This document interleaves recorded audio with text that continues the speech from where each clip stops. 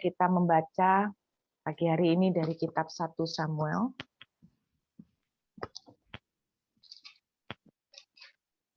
1 Samuel pasal yang kedua, ayat yang ke-12. 1 Samuel pasal yang kedua, ayat yang ke-12. Adapun anak-anak lelaki Eli adalah orang-orang dursila. Mereka tidak mengindahkan Tuhan. Kalau kita baca selanjutnya, kita bisa melihat daftar kejahatan yang mereka lakukan.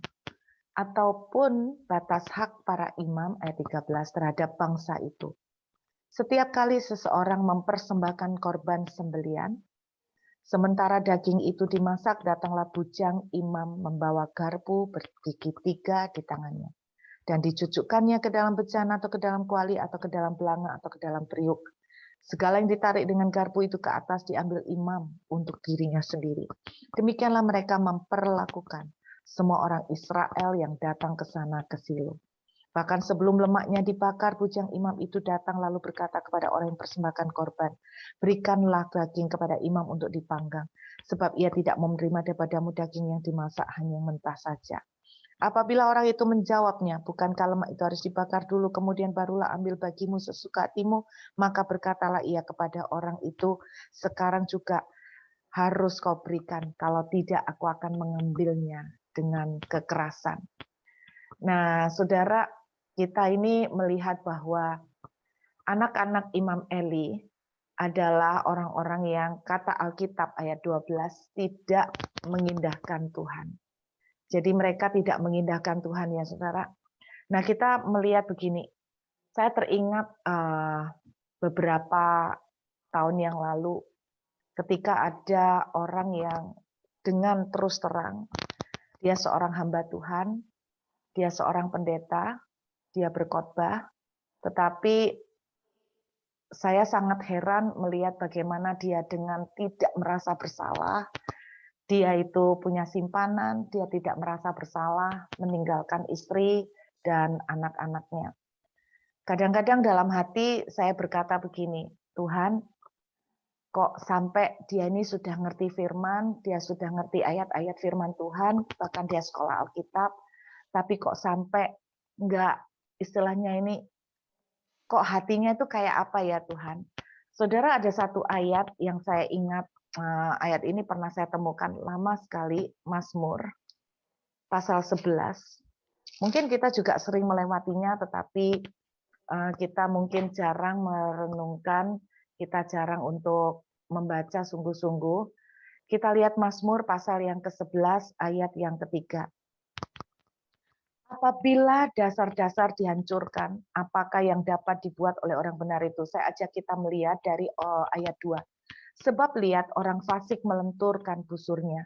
Mereka memasang anak panahnya pada tali busur untuk memanah orang yang tulus hati di tempat gelap. Apabila dasar-dasar dihancurkan, apakah yang dapat dibuat oleh orang benar itu? Saudara, ayat ini berbicara tentang orang fasik.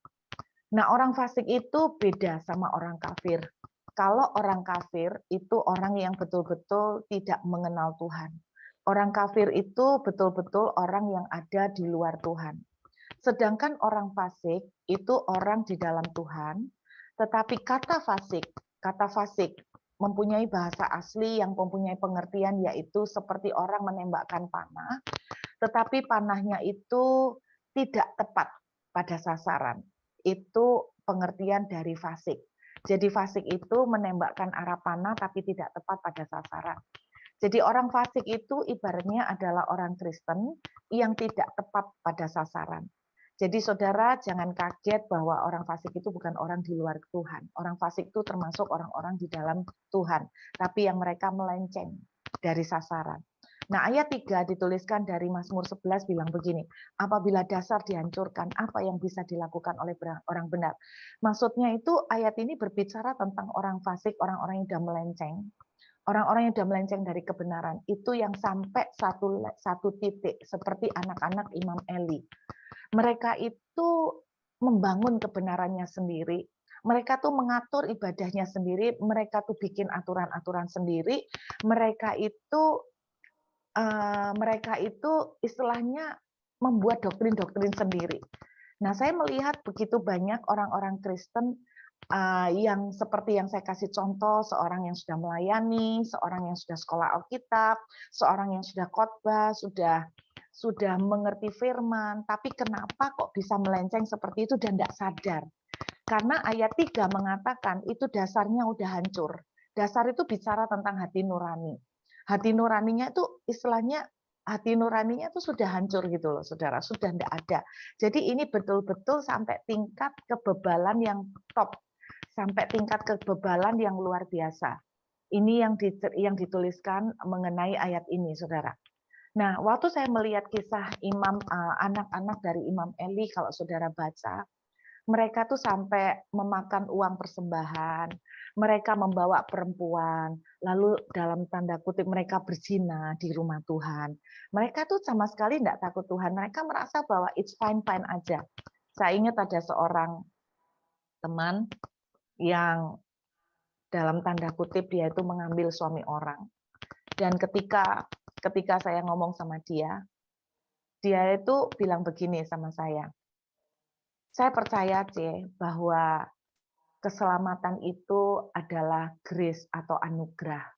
Dia bilang, bukan karena kekuatan kita. Nah, rupanya dia ini akhirnya tercuci otak dengan pengajaran yang katanya sekali selamat tetap selamat, tidak peduli lu nyuri, tidak peduli lu berzina, kamu tuh selamat bukan karena keperbuatanmu, kamu selamat bukan karena apa yang kamu lakukan, kamu selamat cuma karena semata-mata karena pemberian Tuhan.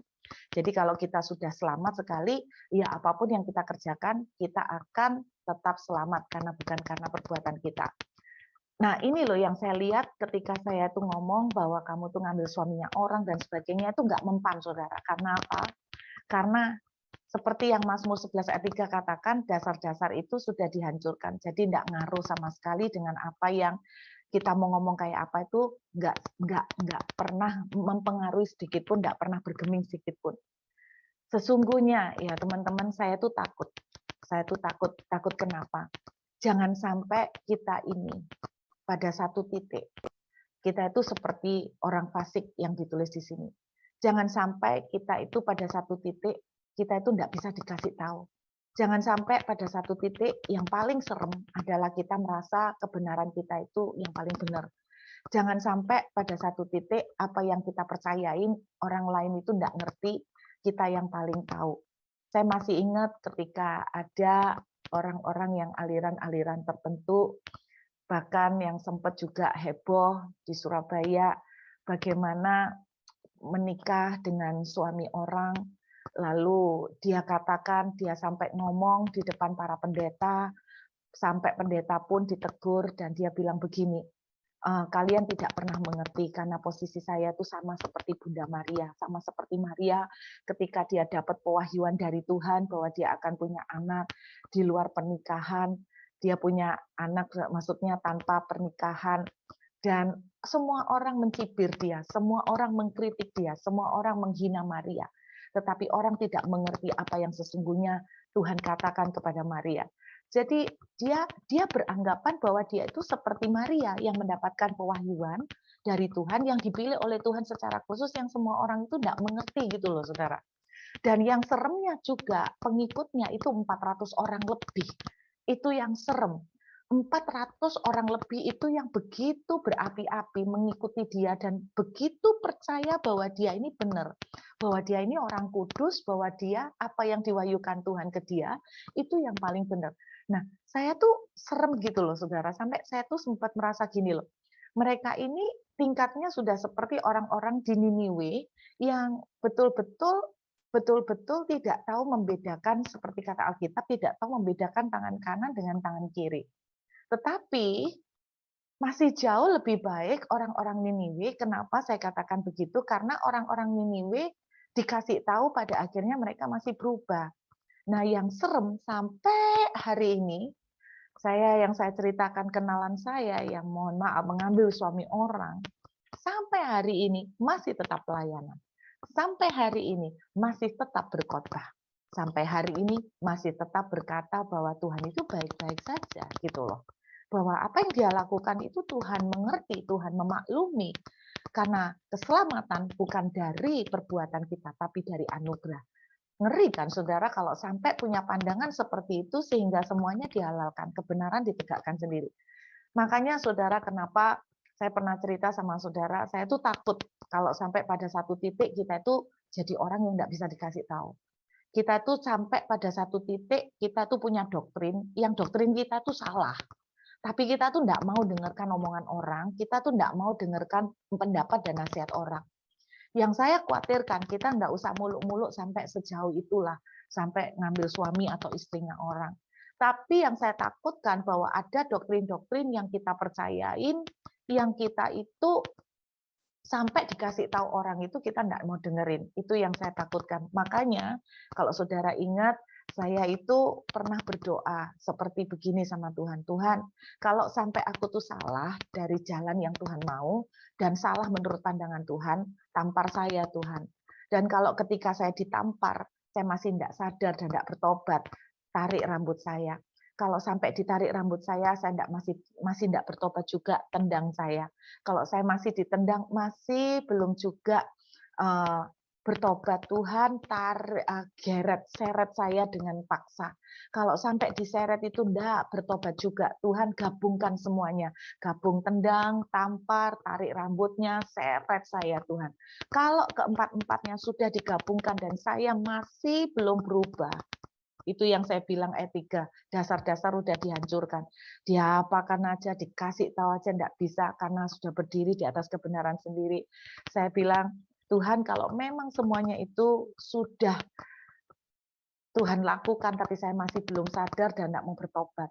Saya minta sama Tuhan, bawa saya pulang, bawa saya pulang. Kenapa? Karena percuma ketika Tuhan tidak bawa saya pulang, berarti kan saya berjalan di muka bumi ini hidup dengan dosa. Dan kalau saya hidup dengan dosa, itu artinya ujungnya pasti akhirnya ke neraka. Jadi percuma kan, tambah lama tambah parah kan, harga yang harus saya bayar nanti di kekekalan. Makanya saya bilang, kalau saya sudah tidak bisa dikasih tahu dengan sampai cara yang keras seperti itu, lebih baik cepat bawa saya pulang. Itu sempat saya minta, tapi saya berdoa, saudara, jangan sampai nunggu ditampar, saya tuh sampai baru bertobat. Saya berdoa bahwa ketika Tuhan berbicara sedikit, menegur, mengingatkan, saya punya hati yang mau terbuka untuk dirubah. Saya punya hati yang mau terbuka untuk mendengarkan masukan dari orang lain. Saya punya hati yang mau menerima orang lain itu mengingatkan. Karena namanya kita itu, namanya manusia itu, kita itu enggak perfect gitu loh. Kita selalu punya kelemahan dan kadang-kadang kita tuh enggak sadar dengan jalan yang kita lakukan. Makanya Tuhan ingatkan di dalam Injil Matius pasal yang kelima. Coba kita buka ya saudara, Injil Matius pasal yang kelima, saudara. Injil Matius pasal yang kelima. Kita lihat ayat yang kelima, Bapak Ibu. Matius pasal yang kelima, ayat yang kelima. Dari beberapa ucapan bahagia Tuhan di atas bukit, ada ayat 5, kok pas di poin yang kelima. Angka 5 itu angka favor Tuhan. Ya, angka favor Tuhan. Lihat, berbahagialah orang yang lemah lembut, karena mereka akan memiliki bumi. Saudara, keselamatan itu gratis. Tapi keselamatan itu harus dijaga. Keselamatan itu harus di-maintenance. Dan untuk bisa memaintenance sampai kita betul-betul mencapai garis akhir, finish strong, maka satu kuncinya, kait kata ayat 5, lembut, lemah lembut. Berbahagialah orang yang lemah lembut, karena mereka akan memiliki bumi. Artinya apa? Orang yang punya hati yang lemah lembut, mereka akan menaklukkan kehidupan di muka bumi ini, sehingga mereka akan finish strong. Mereka akan selesai garis akhir dengan kuat. Saya bilang sama saudara, yang Tuhan akan lihat nanti adalah apakah kita memiliki karakter dan roh yang sama dengan yang Tuhan miliki. ketika kita menghadap Tuhan, yang Tuhan lihat apakah dia masih mengenal kita. Saudara, satu kali saya khotbah mengenai roh anak domba. Di dalam Injil Lukas, kita tidak perlu buka hari ini. Saudara bisa lihat di khotbah saya mengenai roh anak domba. Di Injil Lukas diceritakan bahwa satu kali Yesus datang ke sebuah daerah, lalu ditolak. Dan murid-muridnya emosi ketika melihat Tuhannya ditolak. Dan mereka berkata, Tuhan, apakah Engkau mau kami menurunkan api, meminta api untuk membakar mereka? Dengan kata lain, murid-murid Tuhan itu berkata gini loh, mereka nggak tahu ya siapa yang mereka tolak. Berani-beraninya mereka, Tuhan, apa kita minta api untuk menyambar dan biar mereka tahu rasa. Yang luar biasa, Tuhan justru menghardik. Alkitab mengatakan Tuhan menghardik. Tuhan menegur dengan keras. Dalam bahasa Indonesia, terjemahan Indonesia, kalimat itu dihilangkan. Ada sebuah kalimat yang penting dari hardikan Tuhan. Tuhan berkata begini, tidakkah kamu tahu dari manakah rohmu berasal? Saya ulangi, tidakkah kamu tahu dari manakah rohmu berasal? Maksudnya gimana? Waktu kita terima Yesus, kita dibaptis, fisik kita tidak berubah. Yang pesek tetap pesek, yang jerawatan tetap jerawatan. Setelah kita terima Yesus, kita dibaptis, fisik kita tidak berubah. Tetapi Alkitab menuliskan ketika kita terima Tuhan, maka roh kita itu menjadi baru. Yaitu apa? Roh Tuhan. Roh yang Tuhan kasih di dalam hidup kita. Roh inilah yang akan kita bawa sampai ke kekekalan. Saya bercerita pada waktu itu, roh yang dikasih oleh Tuhan adalah roh anak domba. Kenapa roh anak domba?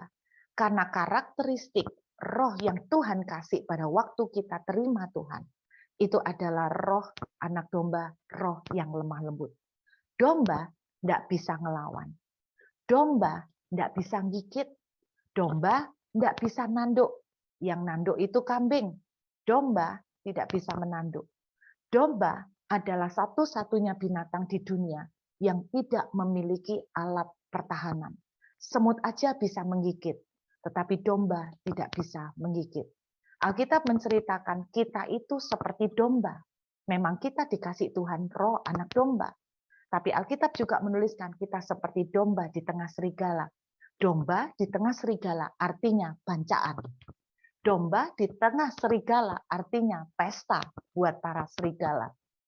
Nah, ketika kita mati nanti, fisik kita jadi debu. Lalu yang masuk ke hadapan Tuhan adalah roh kita. Nah, di saat itulah Tuhan bisa berkata begini, aku tidak mengenal kamu. Kenapa Tuhan bisa berkata, aku tidak mengenal kamu? Karena Tuhan melihat ketika roh kita kembali kepada Tuhan, rohnya rupanya bermutasi, saudara. Itu bahasa saya. Roh kita rupanya bermutasi. Bermutasi jadi apa? Roh serigala. Bukan roh anak domba lagi. Roh serigala, saudara. Makanya Alkitab itu bilang begini, Tuhan, aku bernubuat demi namamu. Tuhan, aku membangkitkan orang mati. Tuhan bilang, aku tidak kenal kamu. Rohmu sudah berubah.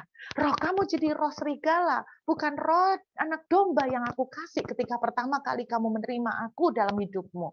Bukan roh lemah lembut.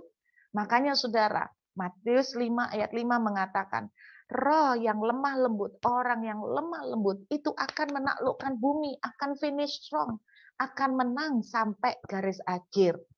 Pagi ini, saya berdoa kepada Tuhan untuk kita semuanya. Kita tidak ada yang perfect, kita bisa emosi, kita bisa gampang marah, kita juga bisa sakit hati, kita bisa terluka. Tapi saya berdoa yang paling penting itu respon akhirnya. Yang paling penting respon akhirnya. Apa kita tidak bisa marah? Bisa lah, kita manusia normal. Tapi yang paling penting respon akhirnya. Kita memiliki roh anak domba. Respon akhirnya kita memiliki roh yang lemah lembut, yang bisa dikasih tahu, yang bisa berubah, yang bisa diajar, yang bisa dididik, saudara, maka kita akan menaklukkan bumi, menguasai sampai garis akhir, finish strong, mengakhiri dengan kuat, mengakhiri dengan berkenan di hadapan Tuhan. Saudara, 2 hari, 3 hari ini, tiba-tiba Tuhan mengajarin saya tentang yang namanya kekristenan Raja Wali dan kekristenan burung puyuh.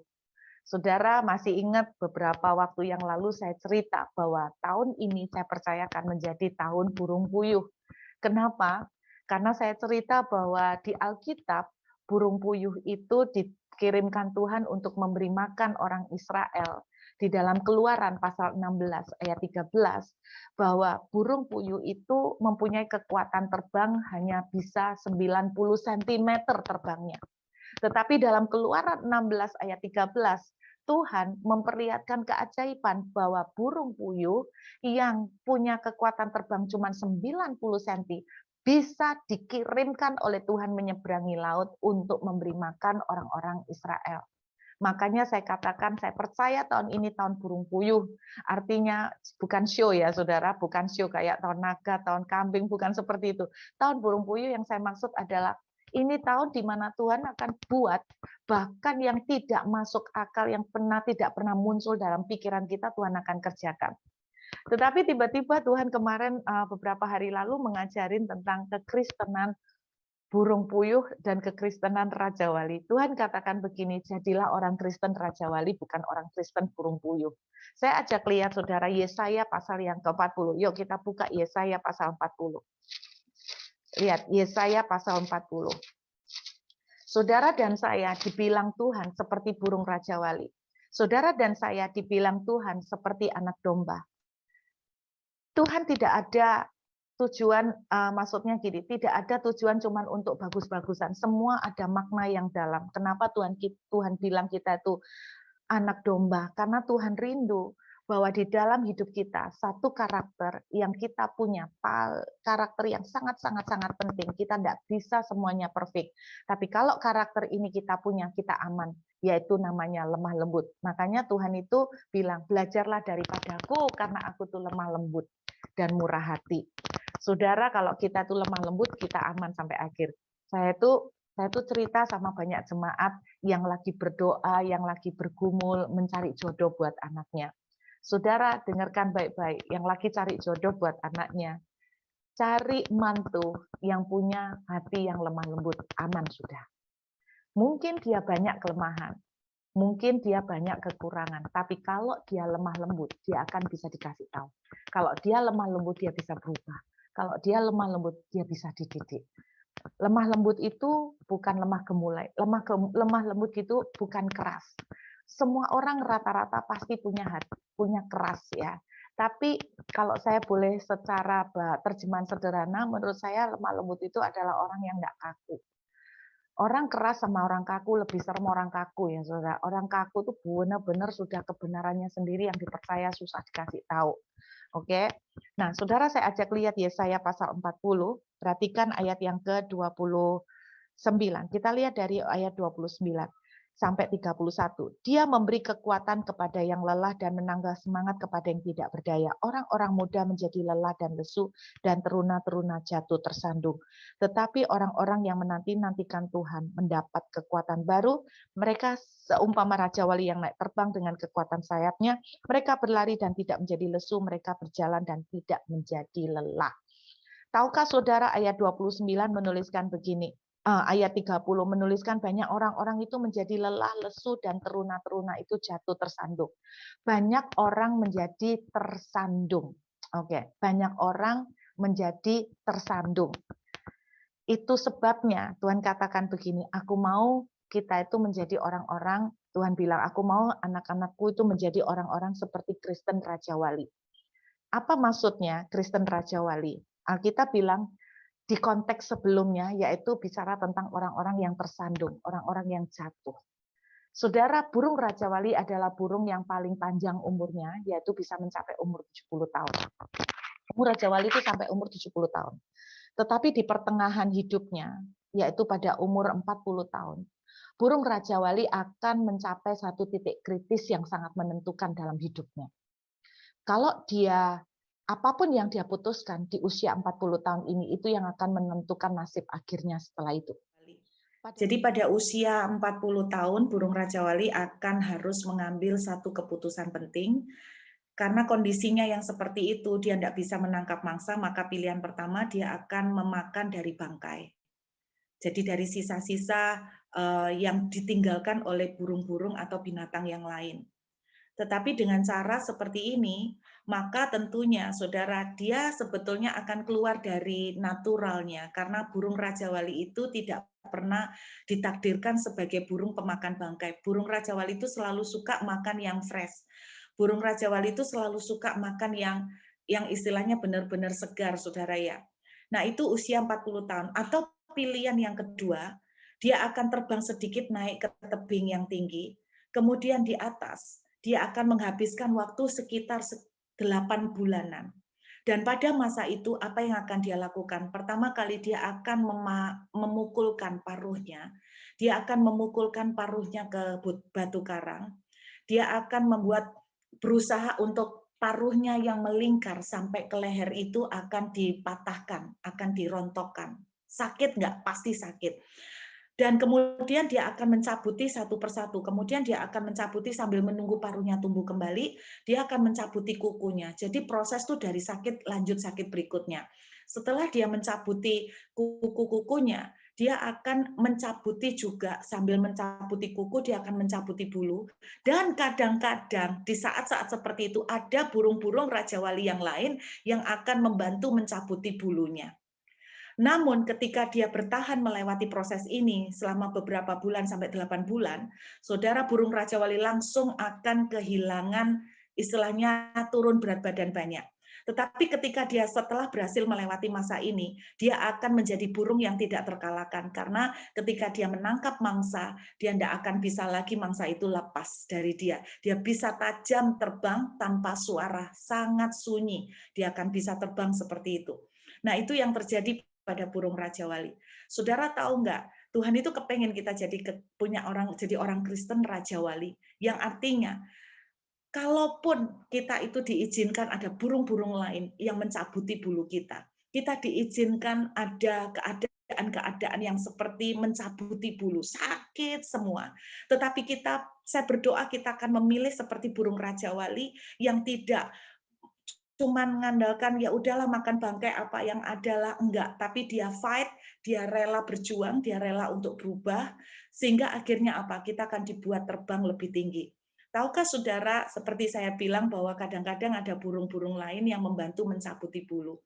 Tahukah saudara kemarin ketika saya cerita tentang penina, tahukah saudara penina adalah salah satu alat yang dikirimkan Tuhan untuk mencabuti bulu-bulu di hidup kita. Sakit. Tetapi ketika kita diizinkan dan kita berkata, silakan cabuti secepat-cepatnya supaya tumbuh bulu yang baru, maka kita akan terbang dengan kekuatan baru yang lebih dahsyat. Dengarkan baik-baik saudara bahwa kalau kita mengizinkan proses pembentukan, kalau kita mengizinkan proses didikan Tuhan dan kita tidak menyerah dan tidak tersandung. Alkitab bilang begini, orang-orang itu tersandung. Kenapa? Karena mereka kecewa. Karena mereka tawar hati. Mereka kecewa dengan Tuhan, mereka kecewa dengan banyak hal, dan sehingga mereka tuh tidak bisa dikasih tahu. Tapi saya berdoa kita menjadi orang-orang yang seperti Raja Wali. Kalaupun paruh kita melengkok, kalaupun jari-jari kita memanjang, kita mau untuk dicabutin, kita mau tuh dididik. Saudara, tidak ada orang senang dikasih tahu, tidak ada orang senang dikritik, tidak ada orang senang ditegur. Sehalus-halusnya teguran, tetap ada bagian yang nyakitin.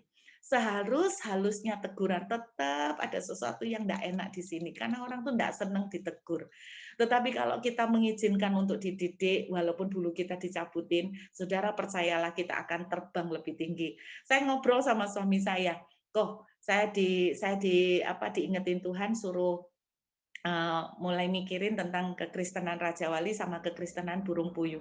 Saudara tahu, suami saya langsung jawab gini, enak burung puyuh, dagingnya enak, katanya gitu. Kalau Raja Wali enggak bisa dimakan, dagingnya enggak enak pasti. Saya bilang, ya kalau kita memilih kekristenan burung puyuh, saudara tahu burung puyuh itu sayapnya kecil. Makanya juga salah satu penyebab dia itu cuma bisa terbang 90 cm, ya karena sayapnya kecil dan dia itu cepat capek, saudara. saudara. Dia itu cepat capek, makanya burung puyuh itu malas sekali terbang. Burung puyuh itu malas terbang. Saya bilang sama suami saya, emang burung puyuh dagingnya enak. Makanya kalau kita jadi Kristen burung puyuh, nasib kita adalah digoreng. Nasib kita adalah dimakan. Nasib kita adalah jadi santapan. Iya kan? Kita mau menjadi burung puyuh atau kita mau menjadi burung Raja Wali? Burung Raja Wali nasibnya bukan dimangsa. Burung Raja Wali nasibnya memangsa. Burung Raja Wali destininya adalah memenangkan peperangan. Burung puyuh nasibnya adalah menjadi korban. Burung puyuh nasibnya adalah menjadi tawanan. Saya mau katakan buat saudara, kalau kita diizinkan Tuhan dibentuk, tidak bisa ditegur, tidak bisa dididik, saudara kita akan menjadi burung puyuh yang males untuk dibentuk, yang males untuk dididik, sedikit-sedikit lelah sudah menyerah, sedikit-sedikit disakiti hati sudah menyerah, sedikit-sedikit udah mulai nggak enak, langsung mundur dari Tuhan. Kita akan menjadi orang-orang Kristen burung puyuh. Saudara, saya mau mengingatkan, biarlah kita belajar pagi ini dari anak-anak Imam Eli ya, bahwa mereka itu adalah anak-anak yang susah untuk dikasih tahu. Sampai dikasih tahu seluruh orang Israel, dikasih tahu papanya, enggak didengerin sama sekali. Saya berdoa jangan sampai dasar-dasar dalam hidup kita dihancurkan. Saya berdoa jangan sampai kita tuh enggak bisa kasih tahu. Miliki hati yang lemah lembut. Jadi seperti burung Raja Wali ketika dititik balik 40 tahun. Dia dirontokin, dia dibentuk. Saya berdoa kita akan menjadi orang-orang yang ikhlas untuk ditegur. Ikhlas, iya, aku harus introspeksi kalau memang ada yang perlu dirubah, aku harus berubah, aku harus mau ditegur. Itu yang Tuhan ingatkan pagi ini. Ya, tadi ada komentar-komentar saya baca ya, Pak Jason ya, bilang selama 8 bulan kalau Raja Wali kehilangan berat badan, Pak Jason menambah berat badan. Haleluya, puji Tuhan. Berarti ini Raja Wali khusus, ya, Raja Wali khusus.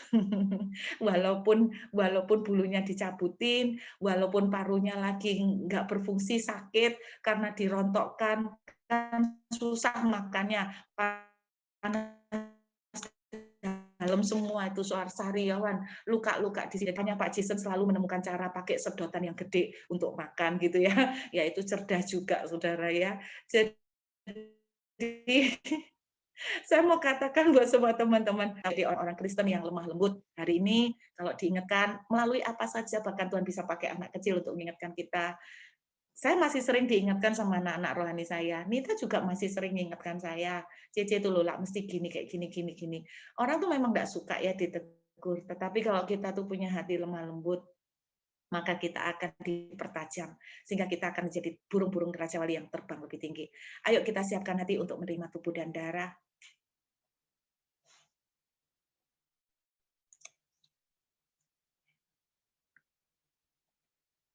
Mari saudara, Bapa kami sungguh mengucap syukur. Kami mengangkat roti ini di hadapan-Mu, inilah tubuh-Mu yang dipecah-pecah bagi kami. Kami percaya saat makan roti ini, tubuh yang baru, yang dimenangkan oleh Yesus menjadi satu dengan kami. Tubuh yang kami hidupi sekarang adalah tubuh Yesus. Kami sehat, kami diberkati. Kami mendapatkan kekuatan baru. Sehingga apapun yang sedang kami lalui saat ini, kekuatan baru-Mu mengalir buat kami, memampukan kami untuk berdiri tegak bersama dengan Tuhan, memampukan kami untuk terbang mengatasi badai, memampukan kami untuk terbang mengatasi keadaan. Kami percaya kekuatan-Mu mengalir buat kami. Kami makan roti ini, kami makan dengan iman percaya dalam nama Tuhan Yesus. Mari kita makan dengan syukur. Haleluya.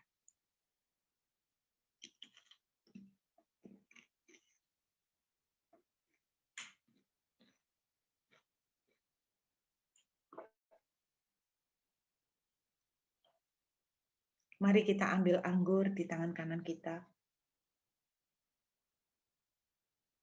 Inilah darah-Mu yang dicurahkan bagi kami. Saat kami minum anggur ini Tuhan, kami percaya darah-Mu mengalir di setiap pembuluh darah di tubuh kami.